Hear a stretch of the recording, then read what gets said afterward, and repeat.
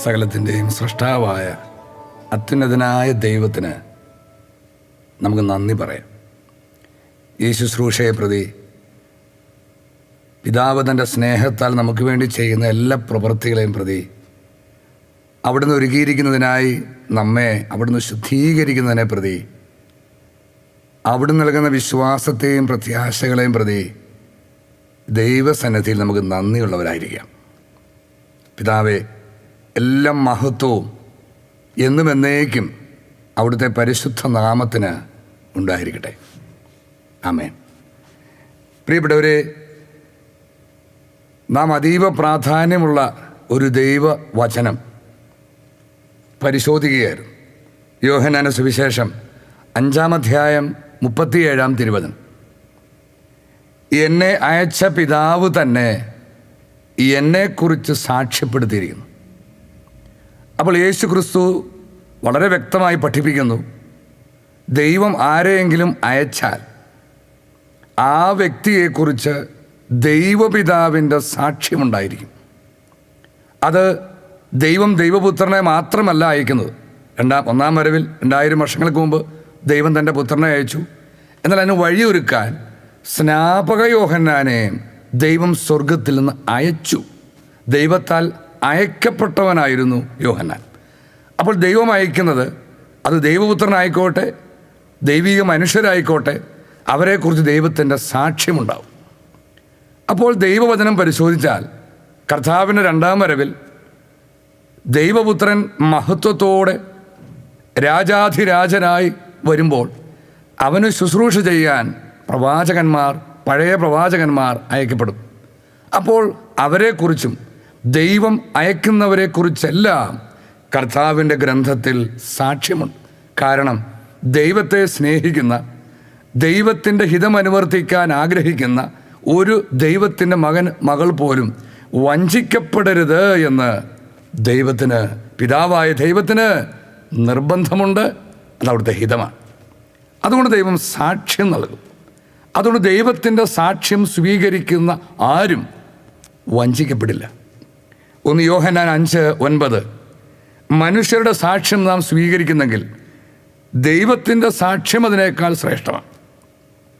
അപ്പോൾ നമ്മൾ കണ്ടു എന്തിനാണ് നാം ദൈവത്തിൻ്റെ സാക്ഷ്യം സ്വീകരിച്ച് ദൈവം അയച്ചവരെ തിരിച്ചറിയുന്നത്.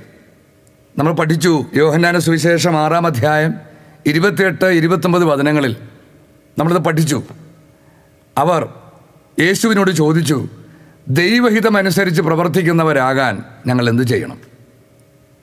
അപ്പോൾ യേശു മറുപടി പറഞ്ഞു, ഇതാണ് ദൈവഹിതമനുസരിച്ചുള്ള പ്രവൃത്തി, അവിടുന്ന് അയച്ചവനിൽ വിശ്വസിക്കുക. അപ്പോൾ ഈ ലോകത്തിൽ എത്ര ശ്രേഷ്ഠമായ കാര്യങ്ങൾ ചെയ്താലും ദൈവം അയച്ചവനിൽ വിശ്വസിക്കുന്നില്ലെങ്കിൽ നീ ദൈവഹിതം അനുസരിച്ചല്ല പ്രവർത്തിക്കുന്നത്. അതിനാൽ തന്നെ ദൈവം നിനക്കായി ഒരുക്കിയിരിക്കുന്ന നിത്യജീവനോ നിത്യസൗഭാഗ്യങ്ങളോ ദൈവത്തിൻ്റെതായ ഒന്നുമോ നിനക്ക് ലഭിക്കില്ല, അഥവാ നീ രക്ഷ പ്രാപിക്കുകയില്ല. ഇത് ദൈവത്തിൻ്റെ സാക്ഷ്യം. അപ്പോൾ നമ്മൾ കണ്ടു ദൈവം അയച്ചവനെ കുറിച്ചുള്ള ദൈവത്തിൻ്റെ സാക്ഷ്യം എന്താ? ആ വ്യക്തി ചെയ്യാൻ പോകുന്നതായി ദൈവം നേരത്തെ എഴുതി വച്ചിരിക്കുന്ന പ്രവർത്തികൾ. യോഹന്നാൻ 5:36-37 എന്നാൽ യോഹന്നാൻ്റെതിനേക്കാൾ വലിയ സാക്ഷ്യം എനിക്കുണ്ട്. എന്തെന്നാൽ ഞാൻ പൂർത്തിയാക്കാനായി പിതാവ് എന്നെ ഏൽപ്പിച്ച ജോലികൾ, ഞാൻ ചെയ്തുകൊണ്ടിരിക്കുന്ന ജോലികൾ തന്നെ പിതാവാണ് എന്നെ അയച്ചത് എന്ന് സാക്ഷ്യപ്പെടുത്തിയിരിക്കുന്നു. പക്ഷേ ഈ സാക്ഷ്യം അന്നത്തെ പുരോഹിതവർഗമോ അധികാരികളോ പണ്ഡിതരോ അവരുടെ കീഴിലായിരുന്ന ജനമോ അടിമത്തത്തിലായിരുന്ന ജനമോ തിരിച്ചറിഞ്ഞില്ല. എന്തൊരു വലിയ വിരോധാഭാസം! ദൈവത്തിൻ്റെ സാക്ഷ്യം തിരിച്ചറിഞ്ഞില്ല. ഈ പ്രവർത്തികൾ ദൈവത്തിൻ്റെ സാക്ഷ്യമാണെന്ന് അവർക്ക് മനസ്സിലായില്ല. ഈ സാക്ഷ്യങ്ങൾ അവനെക്കുറിച്ചുള്ള ദൈവത്തിൻ്റെ സാക്ഷ്യം പൂർത്തീകരിക്കുന്നത് മനസ്സിലായില്ല. അവനെ അവർ സ്വീകരിച്ചില്ല. പ്രിയപ്പെട്ടവരെ, ഇത് തന്നെയാണ് കർത്താവിൻ്റെ 2-ാം വരവിൽ. 2000 വർഷങ്ങൾക്ക് ശേഷം ഇതാ ദൈവപുത്രൻ യേശു ക്രിസ്തു വീണ്ടും ശരീരം ധരിച്ച് ഈ ഭൂമിയിൽ വന്നുവെന്നും ഇതാ അവൻ്റെ നിത്യരക്ഷ നൽകാൻ വെളിപ്പെടാൻ പോകുന്നുവെന്നും പ്രഘോഷിക്കപ്പെട്ടുകൊണ്ടിരിക്കുന്നു. ഇപ്പോൾ ഈ സദ്വാർത്ത നൽകാൻ ദൈവം അയച്ചവനെക്കുറിച്ചും നാം പുസ്തകത്തിൽ കാണുന്നുണ്ട്. യെശയ്യാ പ്രവാചന പുസ്തകങ്ങൾ, മറ്റനേകം പ്രവാചക ലിഖിതങ്ങളിൽ ഈ സദ്വാർത്തയുടെ ദൂതൻ അയക്കപ്പെടുന്നതിനെക്കുറിച്ച്, അന്ത്യകാലത്ത് അയക്കപ്പെടുന്നതിനെക്കുറിച്ച് എഴുതപ്പെട്ടിട്ടുണ്ട്. അപ്പോൾ ഈ വചനങ്ങളെല്ലാം പരിശോധിച്ചാൽ ദൈവത്തിൻ്റെ സാക്ഷ്യം, ദൈവം അയച്ചവനെക്കുറിച്ചുള്ള സാക്ഷ്യം നമുക്ക് കാണാം.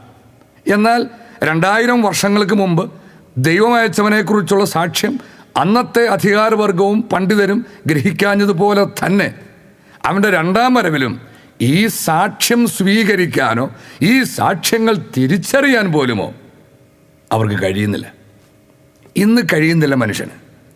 എന്താണ് കാരണം? പ്രിയപ്പെട്ടവരെ, ദൈവം അയച്ചവനെ തിരിച്ചറിയാൻ, വിവേചിച്ചറിയാൻ കഴിയാത്തതിന്, അല്ലെങ്കിൽ തങ്ങളുടെ വിശ്വാസരാഹിത്യത്തെ ന്യായീകരിക്കാൻ സാത്താൻ മനുഷ്യൻ്റെ ഉള്ളിൽ കൊടുക്കുന്ന കുറേ ചിന്തകളും കാഴ്ചപ്പാടുകളുണ്ട്. പരിശുദ്ധ ബൈബിൾ, പ്രത്യേകിച്ച് സുവിശേഷങ്ങൾ പരിശോധിച്ചാൽ ഈ കാരണങ്ങൾ നമുക്ക് കാണാൻ കഴിയും. എന്തുകൊണ്ടാണ് മനുഷ്യൻ ദൈവത്തിൻ്റെ സാക്ഷ്യം സ്വീകരിച്ച് ദൈവം അയച്ചവരെ സ്വീകരിക്കാത്തത്, എന്താണ് തടസ്സമായി നിൽക്കുന്നത് എന്ന് നമുക്ക് കാണാൻ കഴിയും. ഇതെന്തിനാണ് നമ്മൾ ഇന്ന് പരിശോധിക്കുന്നത്? 2000 വർഷങ്ങൾക്ക് മുമ്പ് നടന്ന അതേ തെറ്റ് ഇന്നും ആവർത്തിക്കപ്പെടുന്നതിനാൽ രക്ഷ ആഗ്രഹിക്കുന്ന ഓരോ ദൈവത്തിൻ്റെ പൈതലും തന്നെ പരിശോധിച്ച് ഈ തെറ്റുകളിൽ താനും വീണു പോയിട്ടുണ്ടോ എന്ന് പരിശോധിക്കാൻ, അങ്ങനെ ആ തെറ്റ് തിരുത്തി ദൈവത്തിൻ്റെ സാക്ഷ്യം സ്വീകരിച്ച് ദൈവം അയച്ചവരെ സ്വീകരിക്കാൻ ഓരോ ദൈവത്തിൻ്റെ മകനും മകളും, എടുത്തു പറയട്ടെ, നിത്യജീവന് നിയോഗം ലഭിച്ച ഓരോരുത്തരും ആ തെറ്റുകൾ തിരുത്തി ദൈവം അയച്ചവരെ സ്വീകരിക്കാൻ അവർക്ക് സഹായമായിട്ടാണ് ദൈവത്തിൻ്റെ ഈ വചനം ഇന്ന് പ്രഘോഷിക്കപ്പെടുന്നത്. പ്രിയപ്പെട്ടവരെ, എന്തൊക്കെയാണ് ദൈവത്തിൻ്റെ സാക്ഷ്യം സ്വീകരിക്കാൻ തടസ്സമായി നിൽക്കുന്നത്? യോഹന്നാന്റെ സുവിശേഷം 5-ാം അധ്യായം 45 മുതൽ 47 വരെയുള്ള വചനം. പിതാവിൻ്റെ സന്നിധിയിൽ ഞാനായിരിക്കും നിങ്ങളെ കുറ്റപ്പെടുത്തുന്നത് എന്ന് നിങ്ങൾ വിചാരിക്കേണ്ട. ഇത് വലിയൊരു താക്കീതാണ്, ഇത് വലിയൊരു മുന്നറിയിപ്പാണ്. നിങ്ങൾ പ്രത്യാശ അർപ്പിച്ചിരിക്കുന്ന മോശയായിരിക്കും നിങ്ങളെ കുറ്റപ്പെടുത്തുക. നിങ്ങൾ പ്രത്യാശ അർപ്പിച്ചിരിക്കുന്ന അപ്പസ്തോലന്മാരായിരിക്കും നിങ്ങളെ കുറ്റപ്പെടുത്തുക. ഞങ്ങൾക്ക് അപ്പസ്തോലിക പാരമ്പര്യമുണ്ട് എന്ന് പറഞ്ഞിരിക്കുന്ന ഓരോരുത്തരും തങ്ങളെ അപ്പസ്തോലന്മാർ കുറ്റപ്പെടുത്തും എന്ന് തിരിച്ചറിയുക. എന്താ കാരണം? നിങ്ങൾ മോശയെ വിശ്വസിച്ചിരുന്നു എങ്കിൽ എന്നെയും വിശ്വസിക്കുമായിരുന്നു. നിങ്ങൾ തിരിച്ചറിയണേ, യേശുക്രിസ്തു പറയുമ്പോൾ കേട്ടുകൊണ്ടിരുന്ന യഹൂദ പണ്ഡിതർ, ഫരിസയർ, സദുക്കായരൊക്കെ ഏറ്റവും കൂടുതൽ പറഞ്ഞിരുന്ന കാര്യം എന്താ? ഞങ്ങൾ മോശയുടെ ശിഷ്യന്മാരാണ്, ഞങ്ങൾ മോശയെ വിശ്വസിക്കുന്നവരാണ്. പക്ഷേ യേശുക്രിസ്തു പറയുക, നിങ്ങൾ യഥാർത്ഥത്തിൽ മോശയെ വിശ്വസിച്ചിരുന്നുവെങ്കിൽ എന്നെ വിശ്വസിക്കുമായിരുന്നു. മോശയെ വിശ്വസിക്കുക എന്ന് പറഞ്ഞാൽ മോശ എഴുതിയത് വിശ്വസിക്കുക. എന്നാൽ കാരണം അവൻ എന്നെക്കുറിച്ച് എഴുതിയിരിക്കുന്നു, അതാണ് സാക്ഷ്യം. ദൈവം തൻ്റെ പ്രവാചകനായ മോശ വഴി രക്ഷകനായ യേശുക്രിസ്തുവിനെ കുറിച്ച് നൽകിയ സാക്ഷ്യം അതവർ തിരിച്ചറിഞ്ഞിട്ടില്ല, അത് വിശ്വസിക്കുന്നുമില്ല, സ്വീകരിച്ചിട്ടേയില്ല. എന്നാൽ അവൻ എഴുതിയവൻ നിങ്ങൾ വിശ്വസിക്കുന്നില്ലെങ്കിൽ പിന്നെ എൻ്റെ വാക്കുകൾ എങ്ങനെ വിശ്വസിക്കും? അപ്പോൾ അനേകം ആളുകളെക്കുറിച്ച് ഇന്ന് നമുക്ക് പറയാവുന്നതാണ്. ഡോക്ടറേറ്റ് ഉണ്ട്, PhD ഉണ്ട്, അനേക കാലത്തെ പഠനം അവകാശപ്പെടുന്നുണ്ട്. പക്ഷേ യഥാർത്ഥത്തിൽ ദൈവത്തിൻ്റെ വചനം വിശ്വസിക്കുന്നില്ല, പ്രവാചകന്മാർ എഴുതിയത് വിശ്വസിക്കുന്നില്ല. അപ്പോൾ മോശയെ വിശ്വസിച്ചിരുന്നു എങ്കിൽ, അപ്പസ്തോലന്മാരെ വിശ്വസിച്ചിരുന്നു എങ്കിൽ ദൈവം അന്ത്യകാലത്ത് അയക്കുന്നവരെയും വിശ്വസിക്കുമായിരുന്നു. അപ്പോൾ അവിശ്വാസമാണ് ഈ സാക്ഷ്യം തിരിച്ചറിയാനും സാക്ഷ്യം സ്വീകരിക്കാനും ഇന്നും മനുഷ്യനെ തടസ്സപ്പെടുത്തുന്ന കാര്യം. ലൂക്കായുടെ സുവിശേഷം 24-ാം അധ്യായം 25-27. അപ്പോൾ അവൻ അവരോട് പറഞ്ഞു, എമ്മാവൂസിലേക്ക് പോയ 2 ശിഷ്യന്മാരോട് യേശുക്രിസ്തു പറയുക, ദേഷ്യപ്പെട്ടാണ് പറയുന്നത്, ഭോഷന്മാരെ, പ്രവാചകന്മാർ പറഞ്ഞിട്ടുള്ളത് വിശ്വസിക്കാൻ കഴിയാത്ത വിധം ഹൃദയം മന്ദീഭവിച്ചവരെ. ഇതൊരു വലിയ കുറ്റപ്പെടുത്തലാണ്. ഇന്നാണ് ഇത് കൂടുതൽ സാർത്ഥകമായിരിക്കുന്നത്. കാരണം ഇന്ന് അനേകർ കരുതുന്നു തങ്ങൾ പ്രവാചകന്മാർ പറഞ്ഞിട്ടുള്ളത് വിശ്വസിക്കുന്നു, പക്ഷേ യഥാർത്ഥത്തിൽ വിശ്വസിക്കുന്നില്ല. പിന്നെന്താ അവർ വിശ്വസിക്കുന്നത്? ഈ പ്രവാചക വചനങ്ങൾക്ക് അവർ കൊടുത്തിരിക്കുന്ന വ്യാഖ്യാനം അവർ സ്വീകരിച്ചിട്ടുണ്ട്. ഈ വ്യാഖ്യാനം മുഴുവൻ ഈ പ്രവാചക വചനത്തെ നിരർത്ഥകമാക്കുന്ന വ്യാഖ്യാനങ്ങളാണ്. ആധുനിക തത്വശാസ്ത്രങ്ങളുടെ അല്ലെങ്കിൽ ആധുനിക ഹെർമന്യൂട്ടിക്സ് അല്ലെങ്കിൽ വ്യാഖ്യാന തത്വശാസ്ത്രങ്ങളുടെ അല്ലെങ്കിൽ വ്യാഖ്യാന പ്രമാണങ്ങളുടെ കണ്ണിലൂടെ ഈ ദൈവവചനത്തിന് അവരുടെ ഭാവനയിൽ വിരിഞ്ഞ കുറേ വ്യാഖ്യാനങ്ങൾ, ഈ വ്യാഖ്യാനങ്ങൾ അവർ സ്വീകരിക്കുന്നുണ്ട്. അതെന്താണെന്ന് പറയുന്നവർക്ക് പോലും മനസ്സിലാകില്ല. ഉള്ളി പൊളിക്കുന്ന പോലെയാണ്. എന്തൊക്കെയോ വലിയ വാക്കുകൾ വെച്ചിങ്ങനെ പറയും, പക്ഷെ ഒന്നുമില്ല, ഒരു കാമ്പുമില്ല. ഈ വ്യാഖ്യാനങ്ങൾ സ്വീകരിക്കുന്നുണ്ട്. അല്ലാതെ ദൈവത്തിൻ്റെ വചനം പ്രവാചകന്മാർ പറഞ്ഞിട്ടുള്ളതുപോലെ വിശ്വസിക്കുന്നില്ല. അതുകൊണ്ട് ലോകദൃഷ്ടിയിൽ പണ്ഡിതരും അല്ലെങ്കിൽ വലിയ അവഗാഹമുള്ളവരാണെന്ന് അവകാശപ്പെടുമെങ്കിലും കാണപ്പെടുമെങ്കിലും ദൈവപുത്രൻ അവരെ എന്ത് വിളിക്കും? പ്രവാചക വചനങ്ങൾ വിശ്വസിക്കാത്തവരെ എന്ത് വിളിക്കും? ഭോഷന്മാർ. അതെപ്പോൾ തെളിയിക്കപ്പെടും? ന്യായവിധിക്ക് നിൽക്കുമ്പോൾ തെളിയിക്കപ്പെടും. പ്രതിഫലം നൽകാൻ ദൈവപുത്രൻ വെളിപ്പെടുമ്പോൾ തെളിയിക്കപ്പെടും. ഈ എല്ലാവരുടെ ഉള്ളിലുള്ളത് വെളിപ്പെടുന്ന ദിവസം തെളിയിക്കപ്പെടും. അവൻ എന്തുകൊണ്ടാണ് അവരെ ഭോഷന്മാരെന്ന് വിളിക്കുന്നത്? അപ്പോൾ പ്രവാചക വചനങ്ങൾ ഈ എഴുതപ്പെട്ടിരിക്കുന്നത് പോലെ നീ വിശ്വസിക്കുന്നുണ്ടോ? അത് വിശ്വസിക്കാൻ പറ്റാത്തതിന് അനേകം വ്യാഖ്യാനം ഉണ്ടാക്കി. അതങ്ങനെ എടുക്കാൻ പറ്റില്ല, അത് പഠിക്കണം, അന്നത്തെ സാമൂഹ്യ ശാസ്ത്രം പഠിക്കണം, അവിടുത്തെ മനഃശാസ്ത്രം പഠിക്കണം, അന്നത്തെ നരവംശാസ്ത്രം പഠിക്കണം, സാഹിത്യ രീതികൾ പഠിക്കണം, അന്നത്തെ ചരിത്രം പഠിക്കണം, അത് പഠിക്കണം, ഇത് പഠിക്കണം. ഇതെല്ലാം അറിഞ്ഞിട്ട് ഞങ്ങൾ കൊടുക്കുന്ന അർത്ഥം ഇതാണ്, ഇത് വേണമെങ്കിൽ സ്വീകരിച്ചു, എഴുതിയ പോലെ സ്വീകരിക്കരുത് എന്നാണല്ലോ ഇന്നത്തെ പ്രമാണം. ഇന്നങ്ങനെയാണല്ലോ പഠിപ്പിക്കുന്നത്. അപ്പോൾ ഇങ്ങനെ പഠിപ്പിക്കുന്നവരും അതിനടിമേലായിരിക്കുന്ന ആരും എഴുതപ്പെട്ട വചനം വിശ്വസിക്കുന്നില്ല. അതുകൊണ്ട് ദൈവം അവരെ വിളിക്കുന്നു ഭോഷന്മാർ. ക്രിസ്തു ഇതെല്ലാം സഹിച്ച് മഹത്വത്തിലേക്ക് പ്രവേശിക്കേണ്ടിയിരുന്നില്ലേ എന്ന് ശ്രദ്ധിച്ച് അടുത്തൊരു കർത്താവ് ചെയ്തൊരു പ്രവൃത്തി, മോശ തുടങ്ങി എല്ലാ പ്രവാചകന്മാരും വിശുദ്ധ ലിഖിതങ്ങളിൽ തന്നെപ്പറ്റി എഴുതിയിരുന്നവയെല്ലാം അവൻ അവർക്ക് വിശദീകരിച്ചു കൊടുത്തു. പക്ഷേ അന്നത്തെ പുരോഹിതരും പരിസയരും സദുക്കാരും ഒന്നും ഈ എഴുതിയിരുന്നൊന്നും കണ്ടില്ല. അവർക്കത് തിരിച്ചറിയാൻ കഴിഞ്ഞില്ല, അവർക്ക് വിശ്വസിക്കാൻ കഴിഞ്ഞില്ല. ഈ പ്രവാചക വചനങ്ങൾ യഥാർത്ഥം അവർ വിശ്വസിച്ചിരുന്നില്ല. അതാ കാരണം. അപ്പോൾ അവിശ്വാസമാണ് ഏറ്റവും വലിയ തടസ്സം. അറിവോ പാണ്ഡിത്യമോ PhD ഡോക്ടറേറ്റോ വിശ്വാസത്തിന് പകരമല്ല, അതിൻ്റെ സബ്സ്റ്റിറ്റ്യൂട്ടുകളല്ല. വിശ്വാസമാണ്. അതിന് ഡിഗ്രിയും പഠനവുമായി ഒരു ബന്ധവുമില്ല. യോഹന്നാൻ 5:39-40 വിശുദ്ധ ലിഖിതങ്ങൾ നിങ്ങൾ പഠിക്കുന്നു. കർത്താവിന് കുറ്റപ്പെടുത്തലാണ്. എന്നാൽ അവയിൽ നിത്യജീവൻ ഉണ്ടെന്ന് നിങ്ങൾ വിചാരിക്കുന്നു. വിശ്വാസമൊന്നുമില്ല, ഒരു വിചാരം. വിശുദ്ധ ലിഖിതങ്ങൾ നിത്യജീവൻ ഉണ്ടെന്നൊരു കേൾവിയുണ്ട്. അതുകൊണ്ട് അവരും വിചാരിക്കുന്നു, അത്ര തന്നെ. അതിൽ കൂടുതൽ എന്ത് വിലയാണ് ഈ വിശുദ്ധ ലിഖിതം കൊടുത്തിരിക്കുന്നത്? പലരും എന്താ പഠിപ്പിക്കുന്നതൊക്കെ പഴയ നിയമകാലം കഴിഞ്ഞു പോയി. യേശു ക്രിസ്തു വന്നു, എല്ലാം പൂർത്തിയാക്കി, ഇനി പഴയ നിയമത്തിലേക്കൊന്നും പോകണ്ട, എല്ലാം പൂർത്തിയായി എന്ന് പറയുന്ന അനേകം ആളുകളെ കാണാം, ബൈബിൾ പണ്ഡിതന്മാർ. എന്നിട്ടും നിങ്ങൾക്ക് ജീവൻ ഉണ്ടാകേണ്ടതിന് എൻ്റെ അടുത്തേക്ക് വരാൻ നിങ്ങൾ വിസമ്മതിക്കുന്നു. അപ്പോൾ അങ്ങനെ ഒരു വിസമ്മതമുണ്ട്. ദൈവപുത്രൻ്റെ അടുത്തേക്ക് വരാൻ വിസമ്മതിക്കുന്നവർ എന്തിനാ വരുന്നത്? നിത്യജീവൻ പ്രാപിക്കാൻ. അപ്പോൾ ദൈവപുത്രൻ്റെ അടുക്കിലേക്ക് വന്നാൽ മാത്രമേ നിത്യജീവൻ ഉള്ളൂ.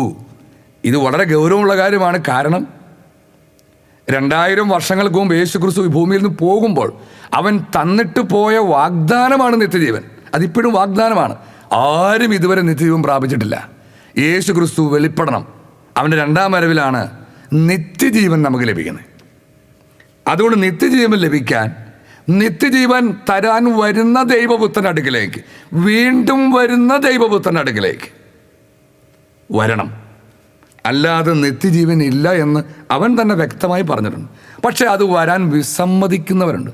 ഈ വിസമ്മതിക്കുന്നവർ എന്ത് സാക്ഷ്യം നോക്കും? ഇന്ന് ദൈവപുത്രൻ്റെ വരവിനെക്കുറിച്ചോ ദൈവം അയച്ചവരെക്കുറിച്ചോ ഉള്ള ഒരു സാക്ഷ്യത്തിലേക്കും ഈ വിസമ്മതിക്കുന്നവർ നോക്കില്ല, അവർ സാക്ഷ്യം സ്വീകരിക്കില്ല. കാരണം നിത്യജീവന് നിയോഗം ലഭിച്ചിട്ടില്ല. നിത്യജീവന് നിയോഗം ലഭിച്ചവരുണ്ട്. നമ്മൾ അപ്പോസ്തല പ്രവൃത്തികൾ വായിക്കുമ്പോൾ പൗലോസ് പ്രസംഗിച്ചിട്ട് കുറേ പേര് സ്വീകരിച്ചു, കുറേ പേര് സ്വീകരിക്കാതെ പോയി. അവിടെ എഴുതിയിട്ടുണ്ട് നിത്യജീവന് നിയോഗം ലഭിച്ചവർ അത് വിശ്വസിച്ചു. അപ്പോൾ നിയോഗം ലഭിച്ചവരുണ്ട്, നിയോഗം ലഭിക്കാത്തവരുണ്ട്. നിയോഗം ലഭിക്കാത്തവർക്ക് അവൻ്റെ അടുത്തേക്ക് വന്ന് ജീവൻ വരെ സ്വന്തമാക്കാൻ മനസ്സുണ്ടായിരിക്കില്ല. അവർക്ക് ഈ സാക്ഷ്യങ്ങൾ സ്വീകരിക്കാനും കഴിയില്ല. യോഹന്നാൻ 6:43-44. യേശു അവരോട് പറഞ്ഞു, നിങ്ങൾ പരസ്പരം പിറുപിറുക്കേണ്ടതില്ല. യേശുക്രിസ്തുവിൻ്റെ വചനങ്ങൾ കേട്ടിട്ട് നിങ്ങൾ മുകളിട്ട് വായിച്ചാൽ കാണാം, നിത്യജീവനെക്കുറിച്ച് അവൻ പറഞ്ഞ കാര്യങ്ങളാണ്. ഇതൊക്കെ കേട്ടിട്ട് അവർ പിറുപിറുക്കാൻ തുടങ്ങി. കർത്താവ് പറയാം, നിങ്ങൾ പിറുപിറുക്കേണ്ട കാര്യമൊന്നുമില്ല. എന്നെ അയച്ച പിതാവ് ആകർഷിച്ചാലല്ലാതെ ഒരുവനും എൻ്റെ അടുക്കലേക്ക് വരാൻ കഴിയില്ല. അപ്പോൾ ഈ സാക്ഷ്യങ്ങൾ നമ്മൾ കാണണമെങ്കിൽ, ദൈവം അയച്ചവനെക്കുറിച്ചുള്ള സാക്ഷ്യം നമുക്ക് മനസ്സിലാകണമെങ്കിൽ, അത് സ്വീകരിക്കാൻ കഴിയണമെങ്കിൽ നമ്മെ പിതാവ് ആകർഷിക്കണം. അങ്ങനെ പിതാവായ ദൈവം ആകർഷിക്കുന്നവർക്ക് മാത്രമേ ഈ സാക്ഷ്യങ്ങൾ കാണാനും സാക്ഷ്യങ്ങൾ സ്വീകരിക്കാനും അങ്ങനെ ദൈവം അയച്ചവരെ വിശ്വസിക്കാനും സ്വീകരിക്കാനും കഴിയുള്ളൂ. അപ്പം അതിനെന്തൊക്കെ വേണം? ആരെയാണ് പിതാവ് ആകർഷിക്കുന്നത്? അതിനെന്ത് യോഗ്യത വേണം? അതിനെന്തെല്ലാം കാര്യങ്ങൾ നടക്കണം? ഇതെല്ലാം ഈ അന്ത്യകാലത്ത് പ്രഘോഷിക്കപ്പെടുന്ന സദ്വാർത്തയിലൂടെ സിയോനിൽ പ്രഘോഷിക്കപ്പെടുന്നുണ്ട്. അപ്പോൾ പിതാവ് നമ്മളെ ആകർഷിക്കണം. അപ്പോൾ അവിടുത്തെ സാക്ഷ്യങ്ങൾ നമുക്ക് സ്വീകരിക്കാൻ കഴിയും. യോഹന്നാൻ 5:41-44. മനുഷ്യരിൽ നിന്ന് ഞാൻ മഹത്വം സ്വീകരിക്കുന്നില്ല. എനിക്ക് നിങ്ങളെ അറിയാം, നിങ്ങളിൽ ദൈവസ്നേഹം ഇല്ല. ഒരു വലിയ കാരണമാണ് അത്. ദൈവസ്നേഹമില്ല. അവനവനോടുള്ള സ്നേഹമുണ്ട്, ലോകത്തോടുള്ള സ്നേഹമുണ്ട്, ലോക വസ്തുക്കളോടുള്ള സ്നേഹമുണ്ട്, പക്ഷെ ദൈവത്തിൻ്റെ സ്നേഹമില്ല. ഞാൻ എൻ്റെ പിതാവിൻ്റെ നാമത്തിൽ വന്നിരിക്കുന്നു, എന്നിട്ടും നിങ്ങൾ എന്നെ സ്വീകരിക്കുന്നില്ല. എന്നാൽ മറ്റൊരുവൻ സ്വന്തം നാമത്തിൽ വന്നാൽ നിങ്ങൾ അവനെ സ്വീകരിക്കും. അതാരെക്കുറിച്ചാണെന്ന് വിശദമായി നമുക്ക് പഠിക്കാം. പരസ്പര മഹത്വം സ്വീകരിക്കുകയും ഏക ദൈവത്തിൽ നിന്ന് വരുന്ന മഹത്വം അന്വേഷിക്കാതിരിക്കുകയും ചെയ്യുന്ന നിങ്ങൾക്ക് എങ്ങനെ വിശ്വസിക്കാൻ കഴിയും? അപ്പോൾ എന്തുകൊണ്ടാണ് ഈ വിശുദ്ധ ലിഖിതങ്ങൾ വിശ്വസിക്കാനും സ്വീകരിക്കാനും അങ്ങനെ ദൈവം അയച്ചവരെക്കുറിച്ചോ സാക്ഷ്യം സ്വീകരിക്കാനും കഴിയാതെ പോകുന്നത്? ഇതാണ് കാരണം. സ്വയം മഹത്വവും പരസ്പര മഹത്വവും അന്വേഷിക്കുന്നവരായി മനുഷ്യൻ. നമുക്ക് ചുറ്റും നോക്കിയാൽ കാണാം, മനുഷ്യന് എങ്ങനെയും മഹത്വം വേണം, തന്നെ മഹത്വപ്പെടുത്തണം, മറ്റുള്ളവരിൽ നിന്നുള്ള മഹത്വം വേണം. അതിന് ഏത് അറ്റം വരെയും പോകാൻ മനുഷ്യൻ തയ്യാറാണ്.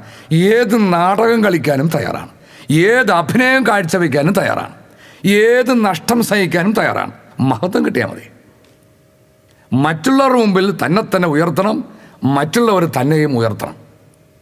അപ്പോൾ ചെറുതാക്കപ്പെടുന്ന ഒരു സാഹചര്യവും അനുവദിക്കില്ല. ചെറുതാക്കപ്പെടുന്ന ഒരു സാഹചര്യത്തിലേക്കും തന്നെ വിട്ടുകൊടുക്കില്ല. സ്വയം മഹത്വവും പരസ്പര മഹത്വവും എന്ന് മാത്രമല്ല, ഏക സത്യ ദൈവത്തിൽ നിന്ന് വരുന്നൊരു മഹത്വമുണ്ട്. അതാണ് യേശു ക്രിസ്തു അന്വേഷിച്ചത്, അതാണ് പരിശുദ്ധയമ്മ അന്വേഷിച്ചത്, അതാണ് ദൈവത്തിൻ്റെ എല്ലാ പ്രവാചകന്മാരും നീതിമാന്മാരും ഒക്കെ അന്വേഷിച്ചത്. ദൈവം അവിടുത്തെ മക്കൾക്കായി ഒരുക്കിയിരിക്കുന്ന ഒരു നിത്യമഹത്വം. പക്ഷെ ആ മഹത്വം അന്വേഷിക്കണമെങ്കിൽ സ്വയമഹത്വവും പരസ്പര മഹത്വവും ഉപേക്ഷിക്കണം. അപ്പോൾ സ്വയമഹത്വത്തിന് വേണ്ടി പരസ്പര മഹത്വത്തിന് വേണ്ടി ജീവിച്ച് ദൈവത്തിൽ നിന്ന് മഹത്വം എന്തെന്ന് പോലും അറിയാതെ അത് തേടുകയോ അന്വേഷിക്കുകയോ ചെയ്യാത്ത ആർക്കും ദൈവത്തിൻ്റെ സാക്ഷ്യം സ്വീകരിക്കാൻ കഴിയില്ല. അവർക്ക് ദൈവത്തിൻ്റെ സാക്ഷ്യം മനസ്സിലാകുക പോലുമില്ല. ഇതാണ് 2000 വർഷങ്ങൾക്ക് മുമ്പ് സംഭവിച്ചത്. അതിൻ്റെ പൂർണ്ണതയാണ് കർത്താവിൻ്റെ രണ്ടാം വരവിൽ ഇപ്പോൾ സംഭവിച്ചുകൊണ്ടിരിക്കുന്നത്. മഹത്വം നഷ്ടപ്പെടും. നമ്മൾ 2000 വർഷം നോക്കിയാൽ കാണാം, യേശുക്രിസ്തു ഒരിക്കൽ ജന്മന അന്ധനായ ഒരുവനെ സുഖപ്പെടുത്തി.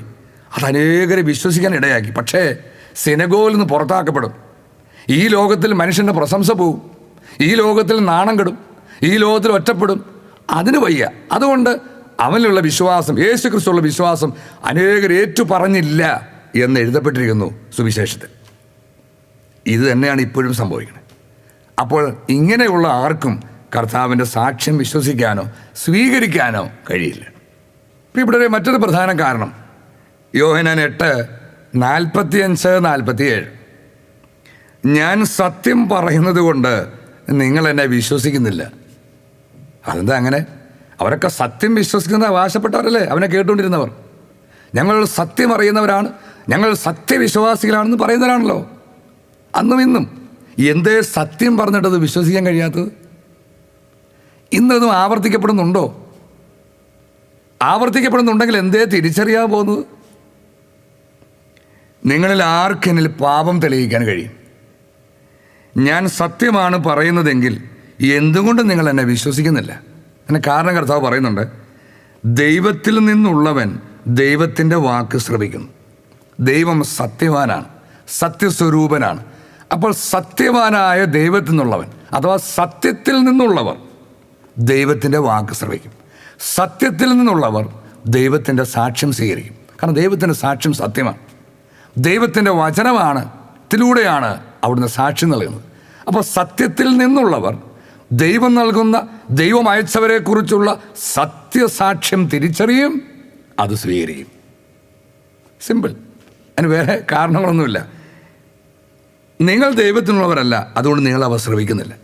അപ്പോൾ സത്യത്തിൽ നിന്നുള്ളവർ സത്യമായ ദൈവത്തിൻ്റെ സാക്ഷ്യം, ദൈവം അയച്ചവരെക്കുറിച്ചുള്ള സാക്ഷ്യം സ്വീകരിക്കും.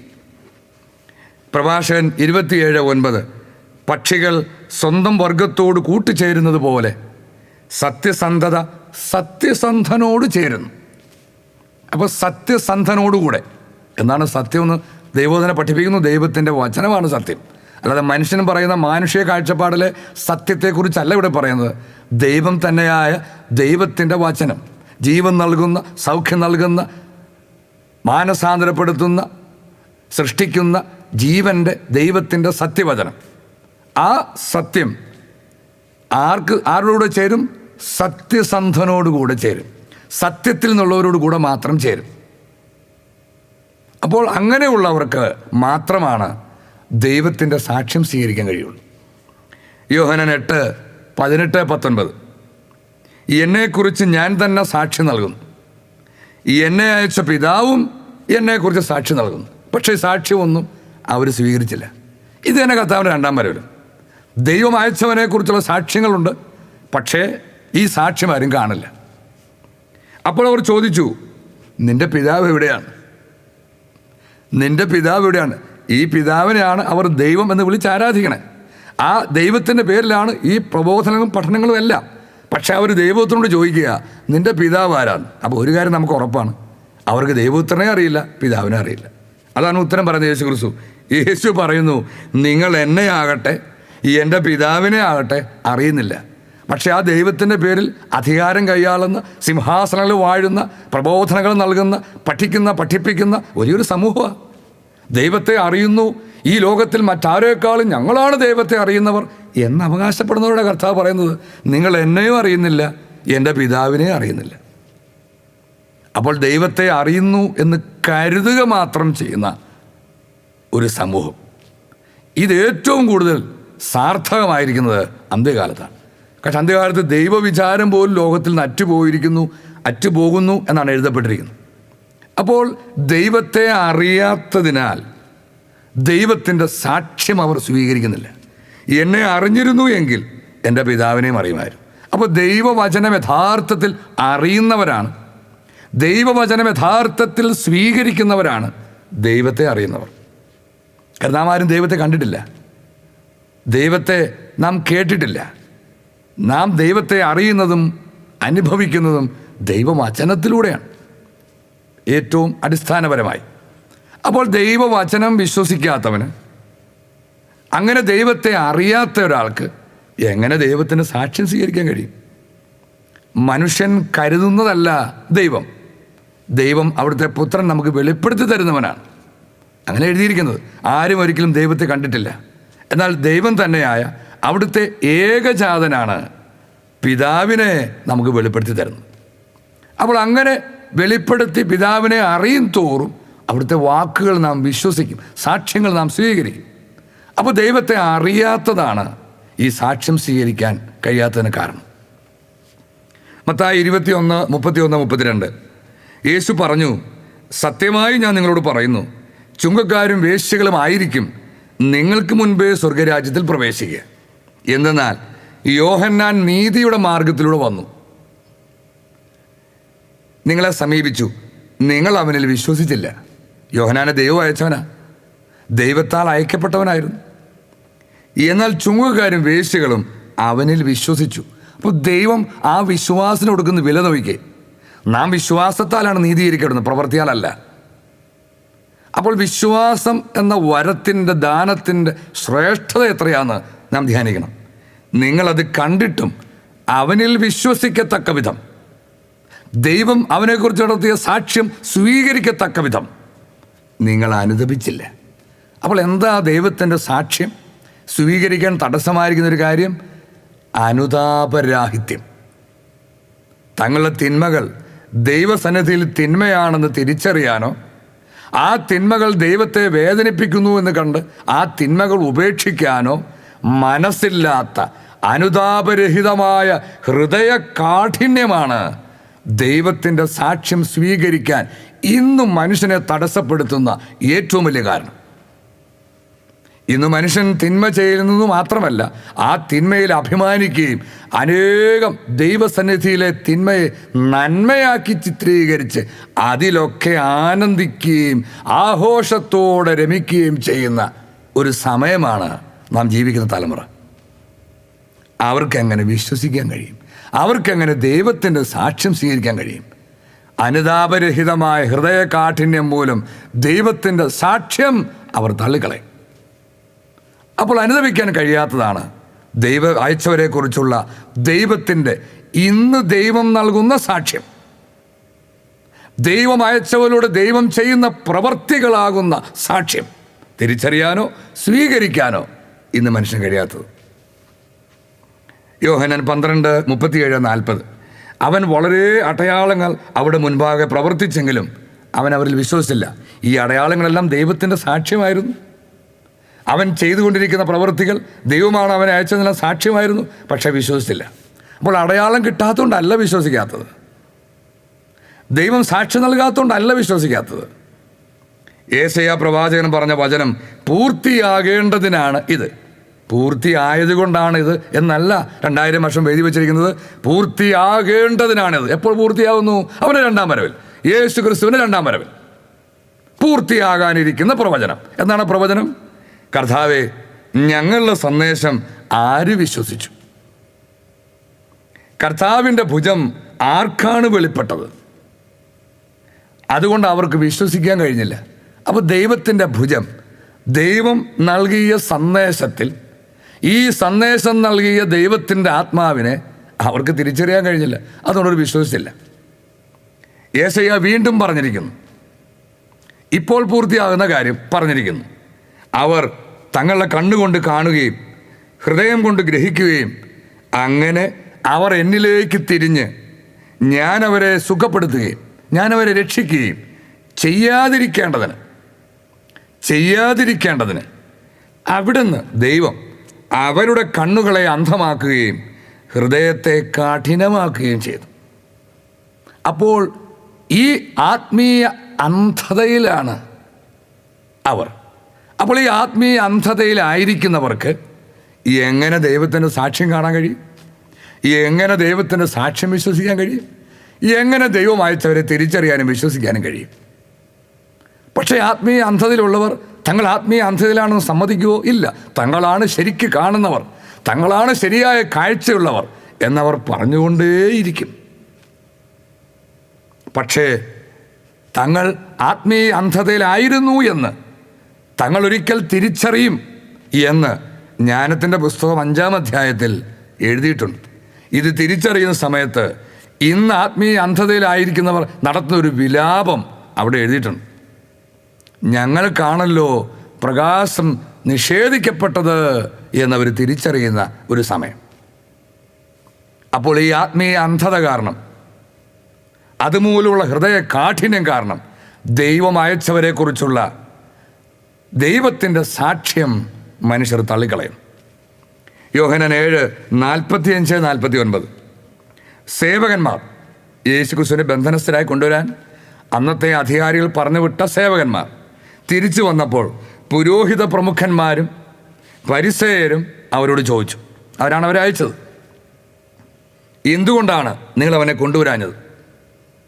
നിങ്ങളെന്താ അവനെ കൊണ്ടുവരാഞ്ഞത്? സേവർ മറുപടി പറഞ്ഞു, അവനെപ്പോലെ ആരും ഇതുവരെ സംസാരിച്ചിട്ടില്ല.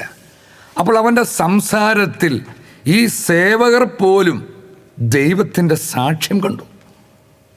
പക്ഷെ അത് കാണാൻ ഈ പുരോഹിത പ്രമുഖർക്കോ പരിസയർക്കോ പണ്ഡിതർക്കോ കഴിഞ്ഞില്ല. അപ്പോൾ പരിസയർ അവനോട് ചോദിച്ചു, നിങ്ങളും വഞ്ചിതരായോ?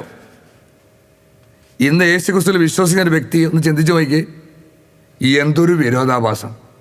ദൈവം അയച്ച ദൈവത്തിൻ്റെ പുത്രനിൽ ഹോറേബ് മലയിൽ ദൈവം വാഗ്ദാനം ചെയ്ത രക്ഷകൻ, 1500 വർഷത്തെ ഒരുക്കത്തിന് ശേഷം ദൈവം അയച്ച രക്ഷകൻ, ദൈവപുത്രനിൽ വിശ്വസിക്കുന്നവരെ വഞ്ചിതരായവർ എന്ന് വിളിക്കുന്ന പുരോഹിതരും പരിസയരും. ഇത് തന്നെയാണ് കർത്താവിൻ്റെ രണ്ടാം വരവിലും. ഇതിൻ്റെ തനിയ ആവർത്തനമാണ് കർത്താവിൻ്റെ രണ്ടാം വരവിലും. നിങ്ങളും വഞ്ചിതരായോ? അധികാരികളിലോ പരിസയരിലോ ആരെങ്കിലും അവനിൽ വിശ്വസിച്ചിട്ടുണ്ടോ? എന്താ കാരണം? നിയമം അറിഞ്ഞുകൂടാത്ത ഈ ജനക്കൂട്ടം ശപിക്കപ്പെട്ടതാണ്. ഇന്നത്തെ ഭാഷ പറഞ്ഞാൽ തിയോളജി, ദൈവശാസ്ത്രം അറിയാത്ത, ബൈബിൾ വ്യാഖ്യാനം അറിയാത്ത കുറേ ജനങ്ങൾ ശപിക്കപ്പെട്ടവരാ. അവരാണ് ദൈവം അയച്ചവരിൽ വിശ്വസിക്കുകയുള്ളൂ. ഞങ്ങൾ തിയോളജി പഠിച്ചവരും നിയമം പഠിച്ചവരും പണ്ഡിതരും ശ്രേഷ്ഠരും ഒക്കെയാണ്. ഞങ്ങളാരും വിശ്വസിക്കില്ല. കാരണം ഞങ്ങൾ നിയമം പഠിച്ചവരാണ്, ഞങ്ങൾ വചനം അറിയുന്നവരാണ്. അറിയാത്തവരൊക്കെ വിശ്വസിക്കും. അപ്പോൾ ദൈവത്തിൻ്റെ സാക്ഷ്യം സ്വീകരിച്ച് ദൈവം അയച്ചവരെ സ്വീകരിക്കുന്നവരെ പണ്ഡിതർ എന്ന് വിളിക്കും. നിയമം അറിയാത്തവർ, ദൈവശാസ്ത്രം അറിയാത്തവർ, ബൈബിൾ വ്യാഖ്യാനം അറിയാത്തവർ, ഒന്നും അറിയാത്ത പൊട്ടന്മാർ, കുറേ മണ്ടന്മാർ. ആരാണ് മണ്ടർ, ആരാണ് ഭോഷർ, ആരാണ് ജ്ഞാനികൾ എന്ന് ദൈവം തെളിയിക്കുന്ന സമയത്തിലേക്ക് നമ്മൾ പ്രവേശിച്ചുകൊണ്ടിരിക്കുകയാണ്. ദൈവം അയച്ചവനെ സ്വീകരിക്കുന്നവരല്ല മണ്ടന്മാർ, ഭോഷന്മാർ. ദൈവം അയച്ചവരെ തള്ളിക്കളയുന്നവരാണ് എന്ന് ഭാവി സംഭവങ്ങൾ തെളിയിക്കും. അങ്ങനെയാണ് എഴുതപ്പെട്ടിരിക്കുന്നത്. മർക്കോസ് 12:24 യേശു അവരോട് പറഞ്ഞു, വിശുദ്ധ ലിഖിതങ്ങളോ ദൈവത്തിൻ്റെ ശക്തിയോ അറിയാത്തത് കൊണ്ടല്ലേ നിങ്ങൾ തെറ്റുപറ്റുന്നത്? ഇതവൻ സദുക്കാരോട് ചോദിക്കുന്നതാണ്. അവരിൽ ബഹുഭൂരിപക്ഷം പേരും പുരോഹിതരായിരുന്നു, നിയമം പഠിച്ചവർ, സമൂഹത്തിലെ ഉന്നത കുലജാതർ, എല്ലാം അറിയുന്നു പറഞ്ഞവർ. അവരോട് അവരുടെ കാഴ്ചയിൽ വെറും ഒരു ആശാരി ചെറുക്കനായ യേശു പറയുക, നിങ്ങൾക്ക് നിയമമോ അല്ല ദൈവത്തിൻ്റെ ശക്തിയോ വിശുദ്ധ ലിഖിതങ്ങളോ അറിയില്ല, അതുകൊണ്ട് നിങ്ങൾക്ക് തെറ്റുപറ്റിയിരിക്കുന്നു. കാര്യങ്ങൾ മനസ്സിലാക്കുന്നതിൽ, ദൈവത്തിൻ്റെ പ്രവൃത്തികൾ തിരിച്ചറിയുന്നതിൽ, ദൈവത്തിൻ്റെ സാക്ഷ്യം സ്വീകരിക്കുന്നതിൽ നിങ്ങൾക്ക് തെറ്റുപറ്റിയിരിക്കുന്നു. കാരണം നിങ്ങൾക്ക് ദൈവത്തിൻ്റെ ശക്തിയോ വിശുദ്ധ ലിഖിതങ്ങളോ അറിയില്ല. അപ്പോൾ മനുഷ്യൻ അറിയുന്നു എന്ന് കരുതിയതുകൊണ്ട് കാര്യമില്ല. യഥാർത്ഥത്തിൽ അത് അറിയുന്നുണ്ടോ എന്ന് ദൈവം സാക്ഷ്യപ്പെടുത്തണം. യേശുക്രിസ്തുവിനെ കേട്ടുകൊണ്ടിരുന്ന ഒരു വിദ്യാഭ്യാസവും ഇല്ലാത്ത കുറേ പാവപ്പെട്ട മുക്കൂർ അവൻ്റെ ശിഷ്യന്മാർ, അവരോട് കർത്താവ് ഇങ്ങനെ പറഞ്ഞിട്ടില്ല. എന്നാൽ എല്ലാം അറിയുന്നു എന്ന് പറഞ്ഞവരോടാണ് യേശുക്രിസ്തു പറയുന്നത്. അപ്പോൾ യഥാർത്ഥത്തിൽ ദൈവത്തിൻ്റെ വചനം അറിയുന്നത്, വിശുദ്ധ ലിഖിതങ്ങൾ അറിയുന്നത് എന്താണെന്ന് ആദ്യം മനസ്സിലാക്കണ്ടേ? അങ്ങനെ അറിയുന്നവരിൽ ഉണ്ടാകുന്ന ഫലം എന്താണെന്ന് തിരിച്ചറിയണ്ടേ? യഥാർത്ഥത്തിൽ അറിയുന്നവരിൽ നിന്നുണ്ടാകുന്ന പ്രതിപ്രവർത്തനം എന്താണെന്ന് തിരിച്ചറിയണ്ടേ? അവരെങ്ങനെ എന്തൊക്കെ കാര്യങ്ങൾ ചെയ്യുമെന്ന് അറിഞ്ഞാലാണ് യഥാർത്ഥത്തിൽ വചനം അറിഞ്ഞോ ഇല്ലയോ എന്ന് മനസ്സിലാകും. അപ്പോൾ ദൈവത്തിൻ്റെ ശക്തിയും വിശുദ്ധ ലിഖിതങ്ങളും യഥാർത്ഥത്തിൽ അറിയാത്തവർ ദൈവത്തിൻ്റെ സാക്ഷ്യം സ്വീകരിക്കില്ല. അവർ ചിലപ്പോൾ കാഴ്ചയിൽ പണ്ഡിതരും ശ്രേഷ്ഠരും ഡോക്ടറേറ്റ് ഉള്ളവരും PhD-കാരും വലിയ വലിയ അവഗാഹമുള്ളവരെന്ന് അവകാശപ്പെടുന്നവരും ഒക്കെ ആയിരിക്കും. പക്ഷേ ഇത് ദൈവത്തിൻ്റെ കുറ്റപ്പെടുത്തലാണ്. യോഹന്നാൻ 7:14-16 തിരുനാൾ പകുതിയായപ്പോൾ യേശു ദൈവാലയത്തിൽ ചെന്ന് പഠിപ്പിച്ചു തുടങ്ങി. ഒന്നും പഠിച്ചിട്ടില്ലാതിരിക്കെ ഇവൻ ഇത്ര അറിവ് എവിടെ നിന്ന് കിട്ടിയെന്ന് യഹൂദർ വിസ്മയിച്ചു. അപ്പോൾ അവർ യേശുക്രിസ്തുവിനെ എങ്ങനെ കണ്ടു? നസ്രത്തിലെ ഒരു ആശാരിയായ ജോസഫിൻ്റെ മകൻ, മരപ്പണിക്കാരൻ യേശു. ഇവൻ നമ്മുടെ ആരുടെയും കീഴിൽ പഠിച്ചിട്ടില്ല, ഇവനൊരു പുരോഹിതൻ്റെയും പരിസേനയും കീഴിൽ പഠിച്ചിട്ടില്ല. ഇവന് ഈ അറിവൊക്കെ എവിടെ നിന്ന് കിട്ടി? അവർ അവനെ മാനുഷികമായി കണ്ടു, മാനുഷിക കാഴ്ചപ്പാടോടെ. കാരണം ദൈവികമായ കാഴ്ചപ്പാട് കിട്ടണമെങ്കിൽ ദൈവത്തിൻ്റെ സാക്ഷ്യം സ്വീകരിക്കണം. ദൈവത്തിൻ്റെ സാക്ഷ്യം, ദൈവം അയച്ചവൻ്റെ ഒരു വ്യക്തിയെക്കുറിച്ചുള്ള ദൈവത്തിൻ്റെ സാക്ഷ്യം മനസ്സിലായി സ്വീകരിച്ചാലാണ് ദൈവത്തിൻ്റെ കാഴ്ചപ്പാട് കിട്ടുള്ളൂ. ആ വ്യക്തിയെ ദൈവം എങ്ങനെ കാണുന്നു, ആ വ്യക്തി ദൈവത്തിന് മുമ്പിൽ ആരാണ് എന്ന് തിരിച്ചറിയുന്നതാണ് ദൈവത്തിൻ്റെ കാഴ്ചപ്പാട്. അത് കിട്ടണമെങ്കിൽ ദൈവത്തിൻ്റെ സാക്ഷ്യം മനസ്സിലാകണം, സ്വീകരിക്കണം. അത് അവർക്ക് പറ്റിയിട്ടില്ല. മർക്കോസ് 6:2-3 സാബത്ത് ദിവസം സിനഗോഗിൽ അവൻ പഠിപ്പിക്കാൻ ആരംഭിച്ചു. അവൻ്റെ വാക്ക് കേട്ട പലരും ആശ്ചര്യപ്പെട്ടു പറഞ്ഞു, ഇവൻ ഇതെല്ലാം എവിടെ നിന്ന്? ഇവന് കിട്ടിയ ജ്ഞാനമെന്ത്? അവർ അതിശയിച്ച് പറയുക, എത്ര വലിയ കാര്യങ്ങളാണ് ഇവൻ്റെ കരങ്ങൾ വഴി സംഭവിക്കുന്നത്. ഇവന് മറിയത്തിൻ്റെ മകനും യാക്കോബ്, യോസെ, യൂദാസ്, ശിമയോൻ എന്നിവരുടെ സഹോദരനുമായ മരപ്പണിക്കാരനല്ലേ? ഇതാണ് മാനുഷിക കാഴ്ചപ്പാട്. 2000 വർഷം മുമ്പ് തന്നെ ശൂന്യനാക്കി ദാസന്റെ രൂപം സ്വീകരിച്ച് ആകൃതിയിൽ മനുഷ്യനെ പോലെ കാണപ്പെട്ട സർവശക്തനായ ദൈവത്തിൻ്റെ പുത്രൻ, ആരു വഴിയാണോ എല്ലാം സൃഷ്ടിക്കപ്പെട്ട് ആ ദൈവത്തിൻ്റെ വചനമായ പുത്രൻ, ആർക്ക് വേണ്ടിയാണോ എല്ലാ അധികാരങ്ങളും സിംഹാസനങ്ങളും മഹത്വങ്ങളും ദൈവം സൃഷ്ടിച്ചിരിക്കുന്നുവോ, ആ സർവാധികാരിയായ രാജാധിരാജനായ സർവത്തിൻ്റെയും അധികാരമുള്ള ദൈവത്തിൻ്റെ പുത്രനെ ഈ മനുഷ്യർ, ഈ അധികാരികളും പരിസരമൊക്കെ എങ്ങനെ കണ്ടു? വെറും മരപ്പണിക്കാരൻ, നസറത്തിൽ നിന്ന് വന്ന വെറും ഒരു മരപ്പണിക്കാരൻ. അപ്പോൾ 2 കാഴ്ചപ്പാടുകൾ നോക്കി, 2 കാഴ്ചപ്പാടുകൾ വ്യത്യാസങ്ങൾ പരിശോധിച്ച്, അപ്പോൾ മാനുഷികമായ കാഴ്ചപ്പാടോടെ നിങ്ങൾ ദൈവം അയച്ചവരെ കണ്ടാൽ ഒരിക്കലും ദൈവത്തിൻ്റെ സാക്ഷ്യം നിങ്ങൾ ഗ്രഹിച്ചിട്ടില്ല, അത് സ്വീകരിച്ചിട്ടുമില്ല എന്ന് വ്യക്തം. അപ്പോൾ മാനുഷിക കാഴ്ചപ്പാടുകൾ ഉപേക്ഷിച്ചാലാണ് ദൈവത്തിൻ്റെ സാക്ഷ്യം സ്വീകരിക്കാൻ കഴിയും. അഥവാ തിരിച്ചു പറഞ്ഞാൽ, ദൈവത്തിൻ്റെ സാക്ഷ്യം സ്വീകരിച്ച ഒരാൾ ഒരിക്കലും മാനുഷിക കാഴ്ചപ്പാടോടെ ഇവൻ ഇന്ന ആളല്ലേ, ഇവൻ അതല്ലേ, ഇവൻ അങ്ങനെ ആയിരുന്നില്ലേ, ഇവൻ ഇത് ചെയ്തുകൊണ്ടിരുന്ന ആളല്ലേ, ഇവന് കൂടുതൽ നമുക്കറിയില്ലേ, അവൻ്റെ വീട്ടുകാരെ അറിയില്ലേ എന്നൊക്കെ പറയുന്ന മാനുഷിക കാഴ്ചപ്പാട് നമുക്കുണ്ടാവില്ല. അപ്പോൾ മാനുഷിക കാഴ്ചപ്പാടുകൾ ദൈവത്തിൻ്റെ സാക്ഷ്യം, ദൈവം അയച്ചവരെക്കുറിച്ചുള്ള സാക്ഷ്യം സ്വീകരിക്കുന്നതിൽ നിന്ന് നമ്മെ തടയും. ഇതൊക്കെ ഓരോരുത്തരും നടക്കുന്നുണ്ടോ? ഇതേതെങ്കിലുമൊക്കെ കാര്യങ്ങൾ ദൈവം അയച്ചവരെക്കുറിച്ചുള്ള സാക്ഷ്യം സ്വീകരിക്കുന്നതിൽ നിന്ന് നിന്നെ തടയുന്നുണ്ടോ എന്ന് പരിശോധിക്കണം. ഇന്ന് അനേകർ ഈ സാക്ഷ്യം പരിശോധിക്കുന്ന പോലുമില്ല. അങ്ങനെ ഒരു സാക്ഷ്യത്തെക്കുറിച്ച് കേട്ടിട്ടില്ല. ദൈവം സാക്ഷ്യം തരുമെന്ന് അറിയില്ല. കാരണം ഇന്നുള്ളൊരു സ്ട്രക്ചറിൽ, ഒരു സംവിധാനത്തിനുള്ളിൽ മാത്രം കുടുങ്ങിക്കിടന്ന് ഏതാനും കർമ്മങ്ങളും ആചാരങ്ങളും അനുഷ്ഠിച്ചാൽ ഞങ്ങൾ മരിച്ച് എവിടെയോ ചെന്ന് ചേരും എന്നും മാത്രം കരുതി ഈ ലോകത്തിലായിരിക്കുമ്പോൾ ഇവിടെ മാക്സിമം സന്തോഷിക്കണം, സുഖിക്കണം, പ്രശ്നങ്ങളൊന്നുമില്ല, ജീവിക്കണം എന്ന് പറഞ്ഞ് ഈ ലോക ജീവിതത്തിന് വേണ്ടി മാത്രം ക്രിസ്തുവിൽ പ്രത്യാശ വെച്ച നിർഭാഗ്യവാന്മാരായി മാറി മനുഷ്യൻ. അതുകൊണ്ട് ഈ സാക്ഷ്യങ്ങളെക്കുറിച്ച് കേട്ടിട്ടില്ല, സാക്ഷ്യങ്ങൾ പരിശോധിക്കാറില്ല, സാക്ഷ്യങ്ങൾ സ്വീകരിക്കുന്നുമില്ല. മാനുഷിക കാഴ്ചപ്പാടോടെ എല്ലാറ്റിനെയും കാണും. ഈ ദുരന്തം നമുക്കുണ്ടാകാൻ പാടില്ല. ഈ ദുരന്തത്താൽ നാം ശിക്ഷിക്കപ്പെടാൻ പാടില്ല. ഇവിടെ വീണ്ടും ദൈവത്തിൻ്റെ വചനം പറയുന്നു, 1 കൊരിന്തോസ് 15:19, ഈ ജീവിതത്തിന് വേണ്ടി മാത്രം ക്രിസ്തുവിൽ പ്രത്യാശ വെച്ചിട്ടുള്ളവരാണെങ്കിൽ നമ്മളെല്ലാം മനുഷ്യരെക്കാൾ നിർഭാഗ്യവാന്മാരാണ്. ഇത് പരിശുദ്ധാത്മാവിൻ്റെ വാണിംഗാണ്, കുറ്റപ്പെടുത്തലാണ്.